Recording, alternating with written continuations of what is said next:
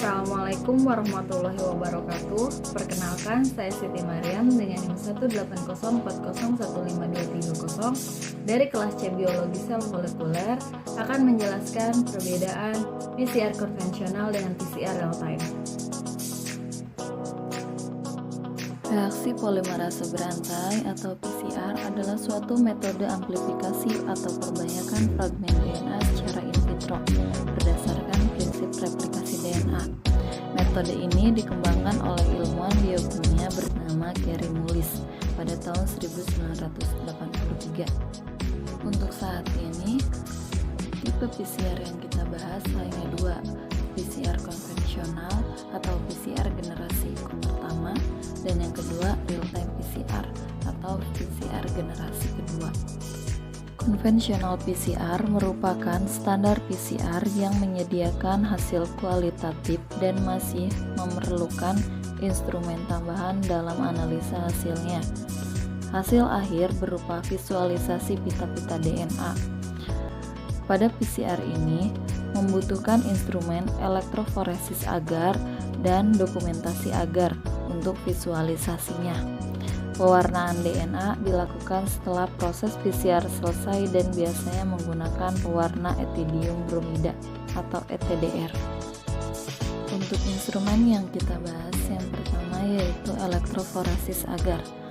Elektroforesis agar digunakan sebagai pemisahan fragmen DNA berdasarkan ukurannya.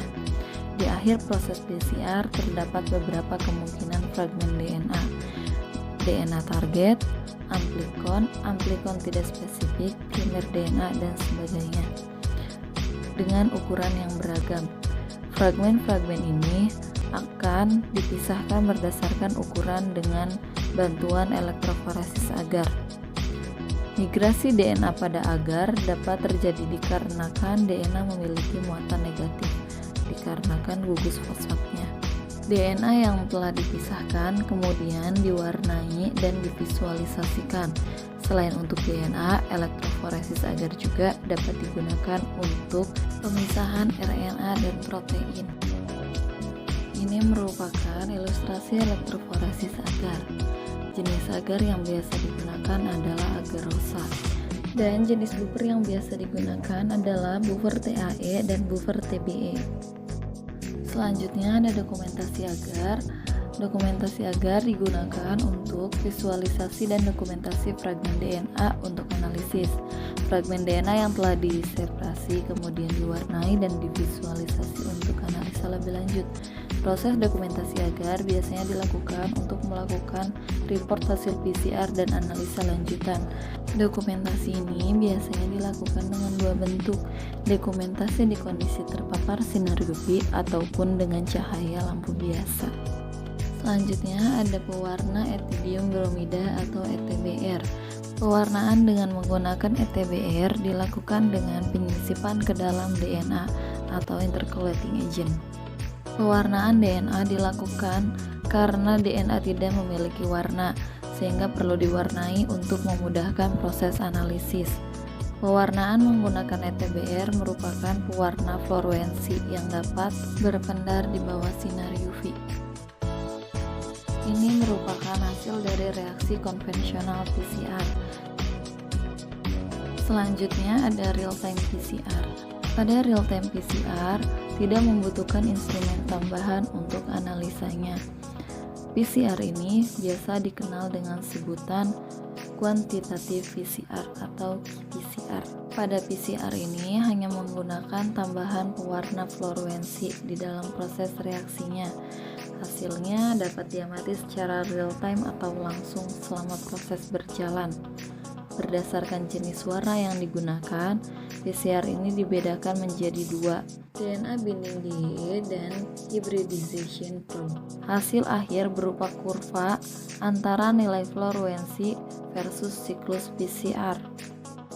Pada DNA binding DE, sinyal fluoresensi dihasilkan setelah tahapan ekstensi berakhir. Pewarna ini digunakan untuk mewarnai untai ganda DNA. Pewarna ini dapat menyisipi untai ganda DNA karena termasuk ke dalam kategori intercalating DNA.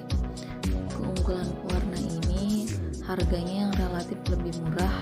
Dan kelemahan pewarna ini, cara kerjanya tidak spesifik karena pewarna ini mewarnai semua untai ganda DNA yang ada, termasuk DNA target dan primer dimer. Contoh pewarna jenis ini adalah ETBR dan ECBR Green.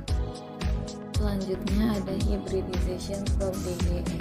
Pada pewarna ini, sinyal fluoresensinya dihasilkan setiap tahapan eksistensi berlangsung. Pewarna ini dengan menggunakan kombinasi fluoride dan quencher.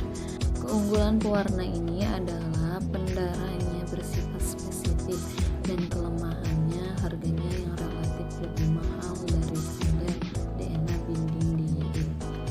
Adapun contoh pewarna jenis ini adalah ada Turkmen, Lockheed Nucleotide Acid atau LNA, dan Scorpion. Hanya sekian yang dapat saya jelaskan. Untuk kekurangannya saya mohon maaf. Sekian dan terima kasih. Assalamualaikum warahmatullahi wabarakatuh.